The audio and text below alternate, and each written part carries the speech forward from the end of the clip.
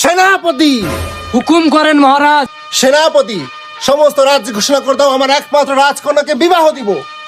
আগামীকাল সবাইকে রাজ দরবারে উপস্থিত হতে বলো। যে ছেলেকে আমার পছন্দ হবে তার হাতে আমার রাজকন্যাকে তুলে দেব। না বাবা। কি হয়েছে রাজকন্যা, তুমি কি তাহলে বিবাহ করবে না? হ্যাঁ বাবা, করব, কিন্তু একটা শর্ত আছে। শর্ত? কি শর্ত তোমার বল? বাবা, আমি এমন ছেলেকে বিবাহ করব যে আমার জন্য এমন ফল আনবে যে ফল আমি কখনো দেখিনি। এই ফল যে আনতে পারবে আমি তাকেই বিবাহ করিব। সেনাপতি। যথাজ্ঞা মহারাজ। রাজকন্যা কি বলেছে তুমি শুনতে পেয়েছো? হ্যাঁ মহারাজ। তবে এখনই যাও, প্রতিটি রাজ্যের কোনায় কোনায় ঘোষণা করে দাও আগামীকাল সকালে যেন সেই ফল নিয়ে আমার রাজ্যে উপস্থিত হয়। যথাজ্ঞা মহারাজ। শোনো শোনো শোনো শোনো, আমাদের রাজ্যের রাজকন্যাকে যে কেউ বিবাহ করিতে পারিবে, শুধু এমন একটা ফল আনিয়া দেখাতে হবে যে ফল রাজকন্যা আগে কখনো দেখে নাই। শোনো শোনো শোনো শোনো। কি?